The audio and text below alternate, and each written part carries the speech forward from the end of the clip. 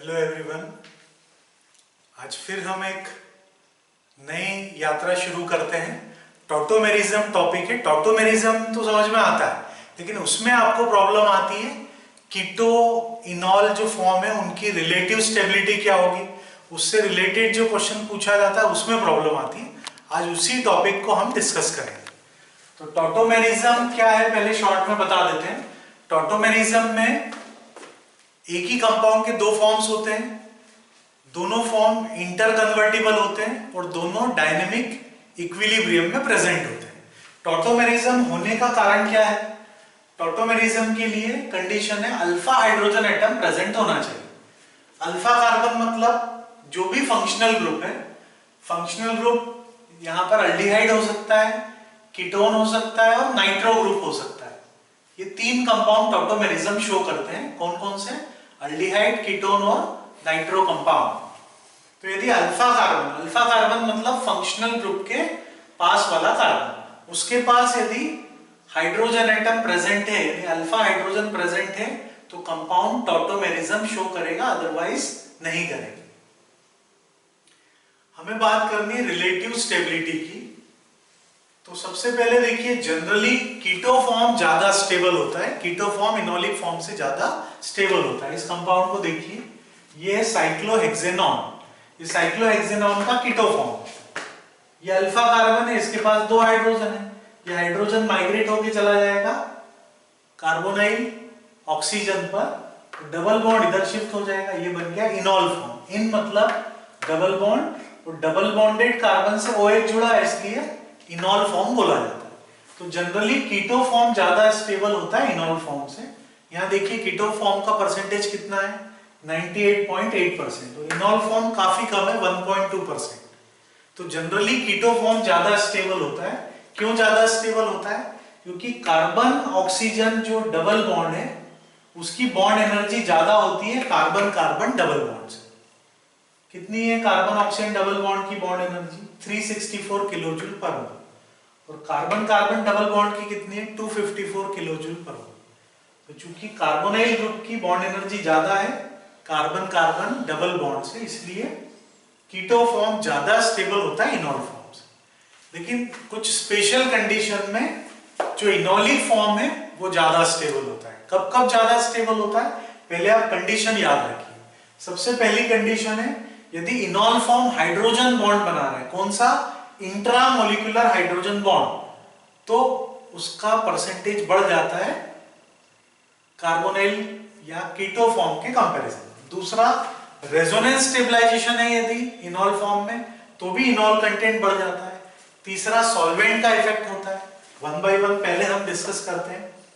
सबसे पहले देखिए, इनॉल फॉर्म की स्टेबिलिटी का फर्स्ट जो रीजन है वो है formation of intramolecular hydrogen bond. इस कंपाउंड को देखिए, इस कंपाउंड का नाम है एसिटाइल एसीटोन। एसिटाइल एसीटोन का ये कीटो फॉर्म है और ये इनॉलिक फॉर्म। कीटो फॉर्म का परसेंटेज केवल 24% और इनॉल फॉर्म का कितना है? 76%। उसका रीजन क्या है? देखिए, इस कीटो फॉर्म में इंट्रामोलिकुलर हाइड्रोजन बॉन्ड बन सकता है क्या? नहीं बन सकता। लेकिन यहां पर देखिए, इनॉल फॉर्म में OH ग्रुप है और ये कार्बोनाइल ग्रुप है। ये हाइड्रोजन और इस कार्बोनाइल ऑक्सीजन के बीच में हाइड्रोजन बॉन्ड फॉर्म हो। तो हाइड्रोजन बॉन्ड फॉर्मेशन के कारण इनॉल फॉर्म का परसेंटेज ज्यादा है as compare to keto form. ये समझ में आया पहला पॉइंट। दूसरा पॉइंट देखिए, यदि इनॉल फॉर्म में रेजोनेंस स्टेबलाइजेशन तो इनॉल कंटेंट बढ़ जाएगा। देखिए, ये कंपाउंड है साइक्लोहेक्सा 2,4-डाइन 1-ऑन। इसका इनॉलिक फॉर्म ये है जिसको जनरली हम बोलते हैं फिनॉल। और फिनॉल जो इनॉल फॉर्म है ये 100%, ये निग्लिजिबल अमाउंट में आपको मिलेगा। तो फिनॉल बोला क्यों जाता है? फिनॉल मतलब इन ऑल, फिनॉल मतलब इनॉल फॉर्म। और देखिए, ये एरोमेटिक है, यहाँ पे रेजोनेंस होगा। ये एरोमेटिक है क्या? नहीं है, ये नॉन एरोमेटिक है। ये एरोमेटिक है, इसमें रेजोनेंस होगा, इसलिए इसका परसेंटेज 100% है। फिनॉल इनॉलिक फॉर्म में ही एग्जिस्ट करता है, कीटो फॉर्म में कभी भी एग्जिस्ट नहीं करता। ये समझ में आया? थर्ड कंडीशन देखिए, सॉल्वेंट का इफेक्ट। सॉल्वेंट दो टाइप के होते हैं, पोलर और non polar solvent. Polar solvent में आ जाता है वाटर, अल्कोहल, एसिटिक एसिड, ये सब पोलर सॉल्वेंट है। नॉन पोलर सॉल्वेंट में हेक्सेन, बेंजीन, ये कॉमन एग्जांपल है नॉन पोलर सॉल्वेंट। अब पोलर सॉल्वेंट लेंगे तो क्या होगा? पोलर सॉल्वेंट इनॉल कंटेंट को डिक्रीज करता है, और जो नॉन पोलर सॉल्वेंट है वो इनॉल कंटेंट को इंक्रीज करता है। अब ये कैसे होता है? तो जो पोलर सॉल्वेंट है ये कीटो ग्रुप के साथ क्या बना लेता है? Hydrogen bond.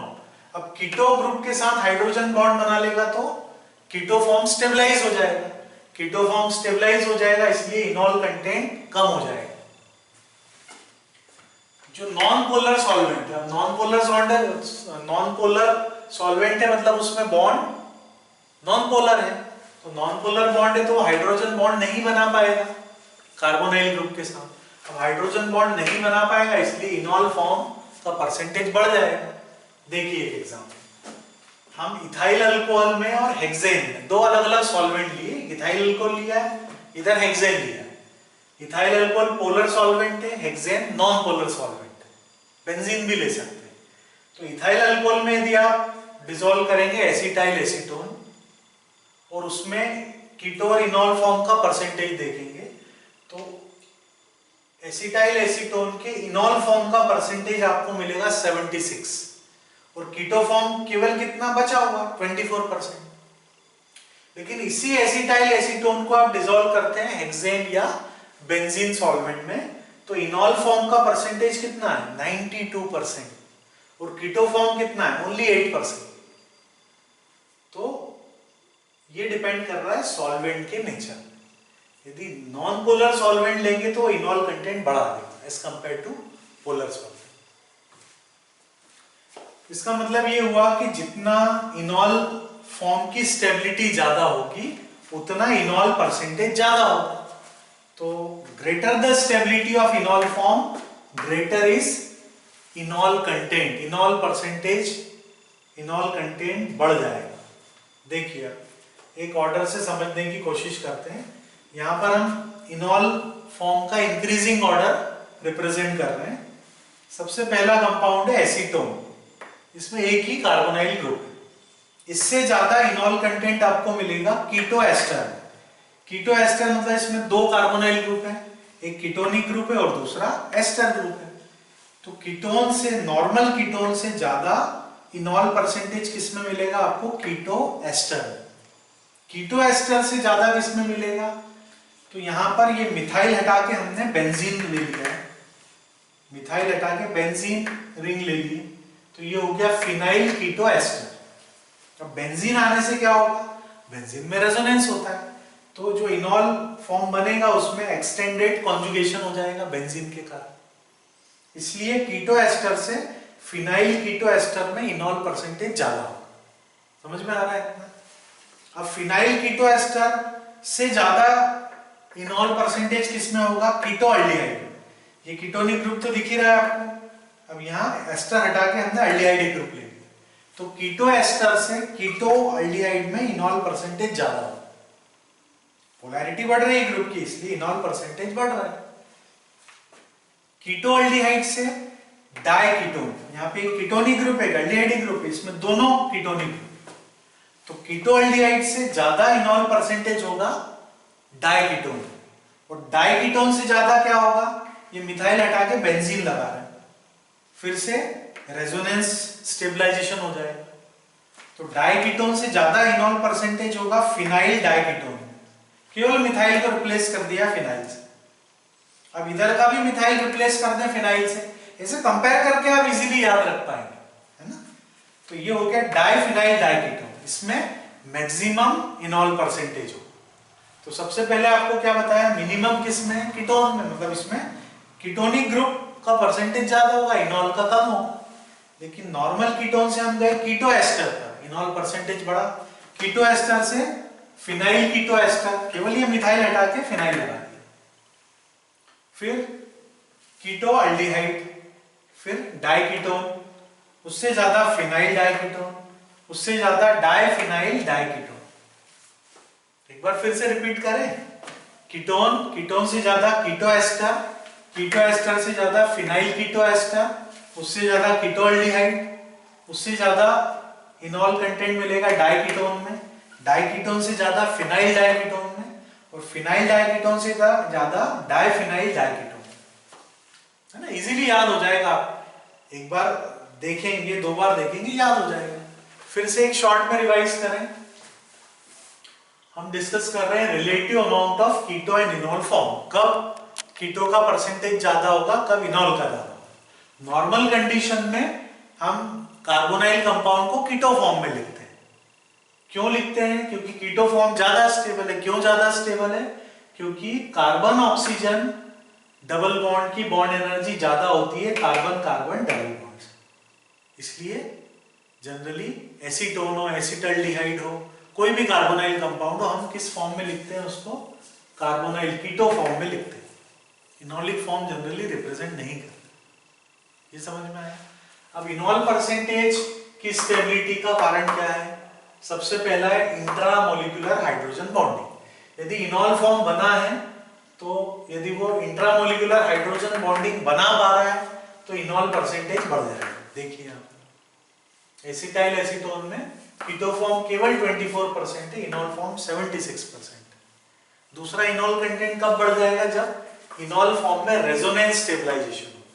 फिनॉल जो है वो 100% इनॉलिक फॉर्म में ही एग्जिस्ट करता है, कीटो फॉर्म निग्लिजिबल अमाउंट में मिलेगा। थर्ड आपको क्या बताया? सॉल्वेंट का इफेक्ट। यदि पोलर और नॉन पोलर दो टाइप के सॉल्वेंट हैं, तो पोलर सॉल्वेंट में इनॉल परसेंटेज कम होता है क्योंकि वो कीटो फॉर्म के साथ हाइड्रोजन बॉन्ड बना लेते हैं, यानी इनॉल परसेंटेज कम कर देते हैं, कीटो फॉर्म को स्टेबलाइज कर देते हैं। नॉन पोलर सॉल्वेंट में कीटो फॉर्म को स्टेबलाइज करने के लिए, यानी हाइड्रोजन बॉन्ड बनाने के लिए कोई पोलर ग्रुप नहीं है, इसलिए इनॉल परसेंटेज बढ़ जाएगा। एग्जांपल आपको क्या बताया हमने? इथाइल अल्कोहल सॉल्वेंट में यदि आप एसिटाइल एसीटोन लेंगे तो उसमें 76% आपको मिलेगा इनॉल फॉर्म, केवल 24% मिलेगा कीटो फॉर्म। और इसी एसिटाइल एसीटोन को आप हेक्सेन में डिसॉल्व करेंगे तो 92% मिलेगा आपको इनॉल फॉर्म, केवल 8% मिलेगा कीटो फॉर्म। क्लियर है? समझ में आया सभी को? अपना ध्यान रखिए। All the best.